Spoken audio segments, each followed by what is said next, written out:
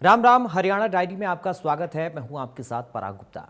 हरियाणा में बाढ़ से बने हालातों को लेकर नायब सरकार अलर्ट है। लोगों को जल्द राहत देकर दोबारा से व्यवस्थित करने के लिए सीएम सैनी की अध्यक्षता में सोमवार को अनौपचारिक कैबिनेट बैठक हुई, जिसमें प्रदेश में हुए नुकसान को लेकर चर्चा की गई। साथ ही राहत के लिए फंड को लेकर भी निर्णय लिए गए।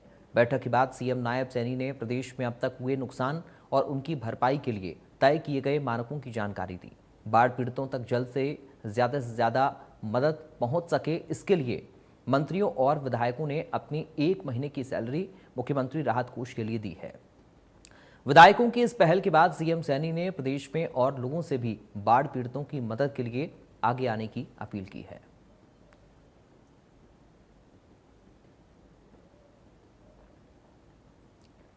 तो बाढ़ बारिश से काफी नुकसान हुआ है और इसको लेकर मुख्यमंत्री ने संज्ञान लिया है।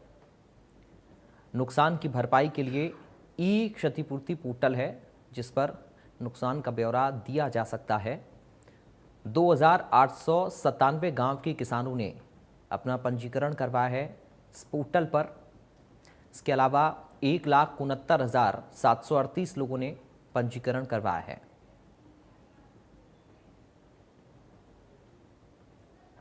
कि ई क्षतिपूर्ति पोर्टल वो खुला हुआ है। हमारे किसान उसके ऊपर रजिस्ट्रेशन करा रहे हैं।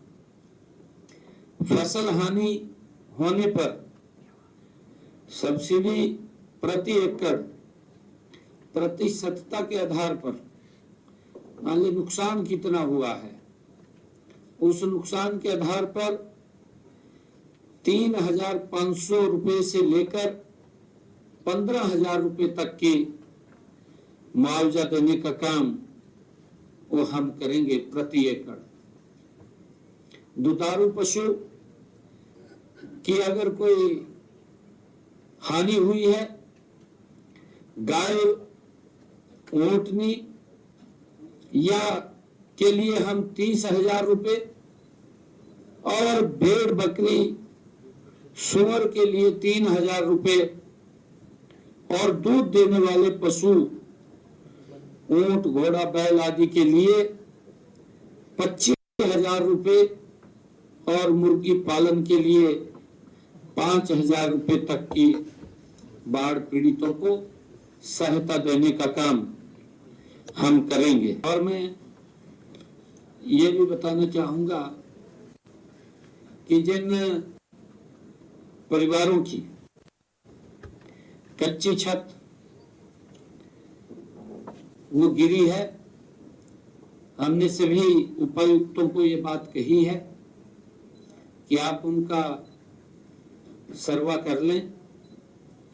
और कहीं पोर्टल पे भी चढ़े हुए नहीं हैं, क्योंकि कोई पंचायत लैंड में बैठा है या अन्य किसी लैंड के ऊपर बैठा है।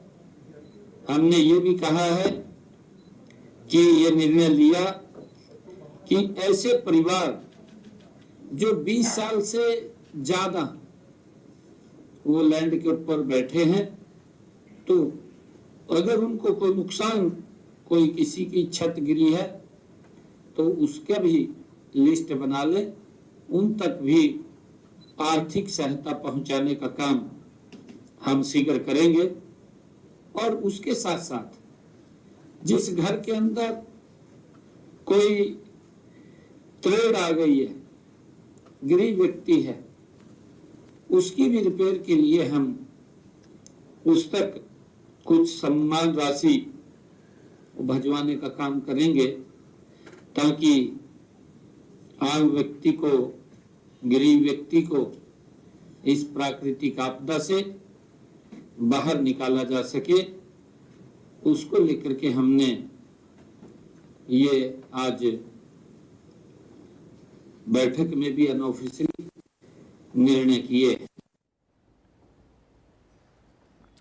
तो मुख्यमंत्री का आप सुन रहे थे। दरअसल जो नुकसान हुआ है और जो लोग प्रभावित हुए हैं इस बाढ़ बारिश की वजह से, इस आपदा की वजह से, उनको कैसे राहत पहुंचाई जा सकती है, इसको लेकर मुख्यमंत्री ने तमाम जानकारी दी है। और ई क्षतिपूर्ति पोर्टल पर पंजीकरण कराया जा सकता है ताकि नुकसान की भरपाई हो पाए, क्योंकि नुकसान बड़ा है। और इस बात को मुख्यमंत्री ने भी स्वीकार करते हुए कहा कि इस नुकसान की भरपाई के लिए सरकार लगातार काम कर रही है और ई क्षतिपूर्ति पोर्टल पर भी जो पंजीकरण किए जा रहे हैं उसके साथ सहायता लोगों को दी जाएगी।